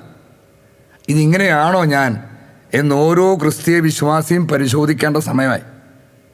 ഇന്ന് മനുഷ്യൻ പ്രാർത്ഥിക്കുന്നു, ഭക്താഭ്യാസങ്ങൾ ചെയ്യുന്നു, വചനം വായിക്കുന്നു, വചനം കേൾക്കുന്നു, ധ്യാനത്തിൽ സംബന്ധിക്കുന്നു, ജാഗരണ പ്രാർത്ഥന നടത്തുന്നു, പെരുന്നാൾ ആഘോഷിക്കുന്നു, അങ്ങനെയെല്ലാം അനേകം ഭക്താഭ്യാസങ്ങൾ ചെയ്യുന്നുണ്ട്. എന്താണ് അതിൻ്റെ ലക്ഷ്യം? നീ ക്രിസ്തുവിൽ പ്രത്യാശ വെച്ചിരിക്കുന്നത് ഈ ലോക ജീവിതത്തിന് വേണ്ടിയാണോ? ഇവിടുത്തെ കാര്യങ്ങൾ മാറണം, കടം വീടണം, പെണ്ണെ കെട്ടിക്കണം, വീട് വെക്കണം, വണ്ടി വാങ്ങിക്കണം, വിദേശത്ത് വിസ കിട്ടണം, IELTS പാസ്സാകണം, വിദേശത്ത് സെറ്റിലാകാൻ കഴിയണം, ജീവിതം പച്ചപിടിക്കണം, പ്രാരാബ്ധങ്ങൾ മാറണം, ഈ ജീവിതം സന്തോഷകരമാകണം, ഇതിന് തടസ്സങ്ങൾ മാറണം. അതിനു വേണ്ടിയാണോ നീ യേശുക്രിസ്തുവിൽ പ്രത്യാശ വെച്ചിരിക്കണേ? അതിനുവേണ്ടിയാണോ നീ ഭക്താഭ്യാസങ്ങൾ ചെയ്യണേ? എങ്കിൽ ദൈവത്തിൻ്റെ പരിശുദ്ധാത്മാവ് നിന്നെ വിളിക്കുന്നു ഏറ്റവും വലിയ നിർഭാഗ്യവാൻ. അതെപ്പോൾ തിരിച്ചറിയും? ന്യായവിധിയുടെ സമയം, പ്രതിഫലം നൽകാൻ ദൈവപുത്രൻ വെളിപ്പെടുന്ന സമയത്ത്. അപ്പോൾ അങ്ങനെ ഈ ലോക ജീവിതത്തിന് വേണ്ടി മാത്രം ജീവിക്കുന്നവർക്ക് ദൈവം അയച്ചവരെക്കുറിച്ച് എന്ത് സാക്ഷ്യം? കാരണം ദൈവം അയക്കുന്നത് മുഴുവൻ ദൈവമക്കളെ ദൈവരാജ്യത്തിലേക്ക് തിരിക്കാനാണ്. ദൈവമക്കൾ ദൈവം ഒരുക്കിയിരിക്കുന്ന സ്വന്തമാക്കാൻ അവരെ ഒരുക്കാൻ വേണ്ടിയാണ്. ദൈവരാജ്യം ദൈവമക്കൾ സ്വന്തമാക്കാൻ വേണ്ടിയാണ്, ലോകരാജ്യത്തിൽ പച്ചപിടിക്കാൻ വേണ്ടിയല്ല. ലോകരാജ്യത്തിൽ നേട്ടം കിട്ടാൻ വേണ്ടി എന്ത് പഠിപ്പിക്കണം എന്ന് നമ്മളെ അറിയിക്കാൻ വേണ്ടി അല്ല, എന്തൊക്കെ ചെയ്യണമെന്ന് നമ്മളെ പഠിപ്പിക്കാൻ വേണ്ടി അല്ല ദൈവം ആരെയും അയക്കുന്നത്. അത് ദൈവപുത്രനായിക്കോട്ടെ, ദൈവത്താൽ അയക്കപ്പെടുന്ന മനുഷ്യരായിക്കോട്ടെ. അപ്പോൾ ഈ ലോക ജീവിതം മാത്രം പ്രത്യാശ വെച്ച് ജീവിക്കുന്നവർക്ക് ഒരിക്കലും ദൈവം അയച്ചവരെക്കുറിച്ചുള്ള ദൈവത്തിന് സാക്ഷ്യം അന്വേഷിക്കാനോ പരിശോധിക്കാനോ സ്വീകരിക്കാനോ കഴിയില്ല. ഫിലിപ്പി 3:18-19. എന്നാൽ പലരും ക്രിസ്തുവിൻ്റെ സുവിശേഷ കുരിശിൻ്റെ ശത്രുക്കളായി ജീവിക്കുന്നു എന്ന് പലപ്പോഴും നിങ്ങളോട് ഞാൻ പറഞ്ഞിട്ടുള്ളതുപോലെ ഇപ്പോൾ കണ്ണുനീരോടെ ആവർത്തിക്കുന്നു. എത്ര ഗൗരവമാണെന്ന് നോക്കി. ദൈവത്തിൻ്റെ പരിശുദ്ധാത്മാവ് പൗലോസോട് പറയുക, ഞാനിപ്പോൾ കണ്ണുനീരോടെ ആവർത്തിക്കും. അല്ലെങ്കിൽ ദൈവത്തിൻ്റെ ആത്മാവിൻ്റെ ഇപ്പോഴത്തെ വിലാപമാണ്. പലരും കുരിശിൻ്റെ ശത്രുക്കളായി ജീവിക്കുന്നു. നാശമാണ് അവരുടെ അവസാനം. എത്ര മൂർച്ചയാണ് വചനത്തിൽ നോക്കണേ. നാശമാണ് അവരുടെ അവസാനം. ഉദരമാണ് അവരുടെ ദൈവം. അവർ ഉദരത്തിന് വേണ്ടിയാണ് ജീവിക്കുന്നത്. അഥവാ ഈ ലോക ജീവിതത്തിലെ ജഡിക സുഖങ്ങൾക്ക് വേണ്ടി ജീവിക്കുന്നവർ. ലജ്ജാകരമായതിൽ അവർ അഭിമാനം കൊള്ളുന്നു. അപ്പോൾ അങ്ങനെയുള്ളവർ അഭിമാനം കൊള്ളുന്ന കാര്യങ്ങൾ, അങ്ങനെയുള്ളവർ അഭിമാനിക്കുന്ന കാര്യങ്ങൾ ദൈവത്തിന് മുമ്പിൽ ലജ്ജാകരമാണ്. പക്ഷെ ഇത് അവർ തിരിച്ചറിയില്ല. അതിന് ജ്ഞാനം വേണം. എന്താണ് ദൈവത്തിന് മുമ്പിൽ ലജ്ജാകരമായത്? ദൈവത്തിന് മുമ്പിൽ ലജ്ജാകരമായത് പലതും ലോകത്തിൽ അഭിമാനിക്കുന്ന കാര്യങ്ങളാണ്. എന്നാൽ ലോകത്തിൽ മനുഷ്യൻ അഭിമാനം കൊള്ളുന്ന പലതും ദൈവത്തിന് മുമ്പിൽ ലജ്ജാകരമാണ്. ഭൗമികമായത് മാത്രം അവർ ചിന്തിക്കുന്നു. അപ്പോൾ ഇതാണ് പ്രത്യേകത, ഒരു കാരണം. അവർക്ക് ഭൗമികമായ കാര്യം മാത്രമേ ചിന്തിക്കാൻ പറ്റുള്ളൂ. ഈ ലോകത്തിലെ ജീവിതം, ഇവിടെ ജീവിതം എങ്ങനെ പച്ചപിടിപ്പിക്കാം, സുഖകരമാക്കാം. അതിനപ്പുറത്തേക്കുള്ള പ്രത്യാശകളോ വരാനിരിക്കുന്ന ജീവിതത്തെക്കുറിച്ചുള്ള എന്തെങ്കിലും കാഴ്ചപ്പാടുകളോ പ്രത്യാശയോ കാത്തിരിപ്പോ ഒന്നും അവർക്കില്ല. അതിനുവേണ്ടിയുള്ളൊരു ഒരുക്കമോ ഒന്നും അവർക്കില്ല. അവർക്കത് ചെയ്യാൻ കഴിയുന്നില്ല. കാരണം അവർ ചിന്ത മുഴുവൻ ഭൗമികമാണ്. അങ്ങനെ ഭൗമിക കാര്യങ്ങളെക്കുറിച്ച് മാത്രം ചിന്തിച്ച് ഭൗതിക ജീവിതത്തിന് മാത്രം ജീവിക്കുന്നവർക്ക് ദൈവത്തിൻ്റെ സാക്ഷ്യം സ്വീകരിക്കാനോ അത് പരിശോധിക്കാൻ പോലുമോ കഴിയില്ല. അതൊന്നും അവർ താല്പര്യമില്ല. ദൈവം അയച്ചവരെക്കുറിച്ച് ദൈവത്തിന് സാക്ഷ്യം പരിശോധിക്കുക അവരോട് പറഞ്ഞാൽ അതിങ്ങനെയുള്ളവരെ സംബന്ധിച്ചോളം സമയം വേസ്റ്റാക്കുന്നൊരു പ്രവൃത്തിയാണ്. പോയി 10 കാശുണ്ടാക്കുന്ന കാര്യം വല്ലതും ചെയ്യും, പോയി വല്ല ഗുണമുള്ള കാര്യം വല്ലതും ചെയ്യും എന്ന് പറഞ്ഞ് ഈ ദൈവത്തിൻ്റെ സാക്ഷ്യം പരിശോധിക്കുന്നവരെ, ഇങ്ങനെയുള്ളവരെ പരിഹസിക്കും, കുറ്റപ്പെടുത്തും. ഇത് നമുക്ക് ചുറ്റും കാണാം ഈ പ്രവൃത്തി. അപ്പോൾ ദൈവത്തിൻ്റെ സാക്ഷ്യം സ്വീകരിക്കണമെങ്കിൽ സ്വർഗീയമായവയെക്കുറിച്ച് ചിന്തിക്കുന്നവർ, സ്വർഗീയ ജീവിതത്തെക്കുറിച്ച് പ്രത്യാശയുള്ളവർ, ദൈവരാജ്യത്തെക്കുറിച്ച് കാഴ്ചപ്പാടുള്ളവർ ആയിരിക്കണം. 1 യോഹന്നാൻ 5:10-12. അപ്പോൾ എന്തിനാണ് നമ്മൾ ഈ സാക്ഷ്യമൊക്കെ കാണുന്നത്? ദൈവം അയച്ചവരെ തിരിച്ചറിയാൻ, ദൈവം അയച്ചവരോട് ദൈവം തരുന്ന വാക്കുകളും ദൈവം അയച്ചവരിലൂടെ ദൈവം ചെയ്യുന്ന പ്രവൃത്തികളുടെയും ഫലം നമുക്ക് കിട്ടാൻ, അങ്ങനെ ദൈവമൊരുക്കിയിരിക്കുന്ന രക്ഷാകര പദ്ധതിയുടെ പൂർണ്ണ ഫലം നമുക്ക് ലഭിക്കണം. പ്രിയപ്പെട്ടവരെ, യേശുക്രിസ്തുവിൽ വിശ്വസിക്കുന്ന ഓരോരുത്തരും തിരിച്ചറിയണം, 2000 വർഷങ്ങൾക്ക് മുമ്പ് ദൈവപുത്രൻ ഈ ഭൂമിയിൽ വന്നു. എന്നാൽ അവൻ നമുക്ക് നൽകിയത് രക്ഷയുടെ ആദ്യ ഫലമാണ്, അഡ്വാൻസ്. അതിൻ്റെ പൂർണ്ണത നൽകാൻ ദൈവപുത്രൻ വീണ്ടും വരണം. അങ്ങനെ പൂർണ്ണത നൽകാൻ ദൈവപുത്രൻ യേശുക്രിസ്തു ശരീരം ധരിച്ച് വീണ്ടും ഈ ഭൂമിയിൽ വന്നു എന്നാണ് ദൈവത്തിൻ്റെ സദ്വാർത്ത. ഇത് പ്രഘോഷിക്കാൻ ദൈവം ഒരുവനെ അയക്കുകയും ചെയ്തു. അപ്പോൾ ദൈവം അയച്ചവരെ തിരിച്ചറിഞ്ഞ് സ്വീകരിച്ചാലാണ് ദൈവം ഒരുക്കിയിരിക്കുന്ന, അഥവാ ദൈവപുത്രൻ വീണ്ടും വെളിപ്പെടുമ്പോൾ നമുക്ക് ലഭിക്കാൻ പോകുന്ന നിത്യരക്ഷ, രക്ഷയുടെ പൂർണ്ണത നമുക്ക് സ്വന്തമാക്കാൻ കഴിയുള്ളൂ. അതുകൊണ്ട് ദൈവഹിതമനുസരിച്ചുള്ള പ്രവൃത്തിയാണ് ദൈവം അയച്ചവരെ വിശ്വസിക്കുക. അത് ചെയ്യുന്നില്ലെങ്കിലുള്ള പ്രത്യാഘാതമാണ് ഇവിടെ എഴുതിയിരിക്കുന്നത്. ദൈവപുത്രനിൽ വിശ്വസിക്കുന്നവന് അവനിൽ തന്നെ സാക്ഷ്യമുണ്ട്. ദൈവത്തെ വിശ്വസിക്കാത്തവൻ ദൈവം തൻ്റെ പുത്രനെക്കുറിച്ച് നൽകിയ സാക്ഷ്യം വിശ്വസിക്കാകയാൽ അവിടുത്തെ കള്ളം പറയുന്നവനാക്കിയിരിക്കുന്നു. അത് എത്ര വലിയ ദൈവനിന്ദയാണെന്ന് ഓർക്കണേ, എത്ര വലിയ ദൈവദൂഷണം. കാരണം കള്ളം പറയുന്നവൻ നുണയൻ, പിശാചാണ്, സാത്താനാണ്. അപ്പോൾ ദൈവത്തിൻ്റെ സാക്ഷ്യം സ്വീകരിക്കാത്തവർ ദൈവത്തെ ആരാക്കി നിന്ദിക്കുന്നു, ദൈവത്തെ സാത്താനായി നിന്ദിക്കുന്നു. എത്ര വലിയ ദൈവദൂഷണം. ദൈവത്തിൻ്റെ സാക്ഷ്യം പരിശോധിക്കാത്തവരും തിരിച്ചറിയാത്തവരും വല്ലതും അറിയുന്നുണ്ടോ ഈ നീചമായ, ഈ ഘോരമായ പാപത്തെക്കുറിച്ച്? ദൈവത്തിൻ്റെ സാക്ഷ്യം സ്വീകരിക്കാത്തവൻ ദൈവത്തെ കള്ളം പറയുന്നവനാക്കിയിരിക്കുന്നു. ഇതാണ് ആ സാക്ഷ്യം. ദൈവം നമുക്ക് നിത്യജീവൻ നൽകി. ദൈവം നൽകി ഈ നിത്യജീവൻ നിയോഗം ലഭിച്ചവർക്ക് ആദിയിൽ തന്നെ. പക്ഷേ ഈ നമുക്ക് ലഭിക്കുന്നത് യേശു ക്രിസ്തുവിൻ്റെ രണ്ടാം വരവിലാണ്. ആർക്കും ലഭിച്ചിട്ടില്ല ഇതുവരെ. അത് മരിച്ചു പോയവർക്കും അവർ പുനരുത്ഥാനം ചെയ്തു വന്ന് ഇത് സ്വീകരിക്കണം. ഈ ജീവൻ അവിടുത്തെ പുത്രനിലാണ്. വീണ്ടും ശരീരം ധരിച്ചു വന്ന ദൈവത്തിൻ്റെ പുത്രനിലാണ് ഈ ജീവൻ. പുത്രനെ സ്വന്തമാക്കിയവൻ ജീവൻ സ്വന്തമാക്കിയിരിക്കുന്നു. അപ്പോൾ നിത്യജീവൻ സ്വന്തമാക്കാൻ നീ ദൈവപുത്രനെ സ്വീകരിക്കണം. നമ്മളെല്ലാം ദൈവപുത്രനെ സ്വീകരിക്കണം. നിത്യജീവൻ തരാൻ വരുന്ന ദൈവപുത്രൻ, അഥവാ ദൈവപുത്രൻ്റെ 2 വരവുകളിലും അവനിൽ വിശ്വസിച്ച് അവനെ സ്വീകരിക്കണം. ദൈവപുത്രനെ സ്വന്തമാക്കാത്തവന് ജീവനില്ല. നിത്യജീവൻ നൽകാൻ വീണ്ടും വരുന്ന ദൈവപുത്രനെ സ്വീകരിക്കാൻ നമുക്ക് കഴിയണമെങ്കിൽ ദൈവപുത്രനെക്കുറിച്ചും ദൈവപുത്രനെക്കുറിച്ച് നമ്മോട് സംസാരിക്കുന്നവനെക്കുറിച്ചുമുള്ള ദൈവത്തിൻ്റെ സാക്ഷ്യം നാം തിരിച്ചറിയണം, സ്വീകരിക്കണം. അപ്പോൾ എത്രമാത്രം ഗൗരവമുള്ള കാര്യമാണ്, എത്ര പ്രാധാന്യമുള്ള കാര്യമാണ് ദൈവത്തിൻ്റെ സാക്ഷ്യം തിരിച്ചറിഞ്ഞ് വിശ്വസിക്കുക എന്ന് നാം തിരിച്ചറിയണം. എത്രമാത്രം കാലിക പ്രസക്തിയുണ്ട് ഇതിന് എന്ന് തിരിച്ചറിയണം. മാനുഷികമായ ചില സംവിധാനത്തിലും ചക്രത്തിലും പെട്ട് എന്തൊക്കെയോ ചെയ്തു കൂട്ടിയാൽ ഞാൻ രക്ഷപ്പെടും എന്ന് വ്യാമോഹത്തിലായിരിക്കാതെ നിത്യരക്ഷ പ്രാപിക്കാൻ നീ എന്ത് ചെയ്യണമെന്ന് ദൈവം എന്താണോ പറഞ്ഞിരിക്കുന്നത് അത് പരിശോധിച്ച് കണ്ടെത്തി അങ്ങനെ ചെയ്യാൻ നമുക്ക് ആർജവത്വമുണ്ടാകണം. അതിന് ഓരോ വിശ്വാസിക്കും ഉത്തരവാദിത്വമുണ്ട്. ആ ഉത്തരവാദിത്വത്തിൻ്റെ പൂർണ്ണ വിനിയോഗം സംഭവിക്കേണ്ട സമയത്താണ് നാം ജീവിച്ചിരിക്കുന്നത്. 1 യോഹന്നാൻ 2:25 അവൻ നമുക്ക് നൽകിയിരിക്കുന്ന വാഗ്ദാനം ഇതാണ്, നിത്യജീവൻ. അപ്പോൾ ഇതെല്ലാം പറയുമ്പോഴും ഒരു കാര്യം പ്രത്യേകം ഓർമ്മിപ്പിക്കട്ടെ, ഈ നിത്യജീവൻ ആഗ്രഹിക്കുന്നവരാണ് ഇങ്ങനെയൊക്കെ ചെയ്യേണ്ടതുള്ളൂ.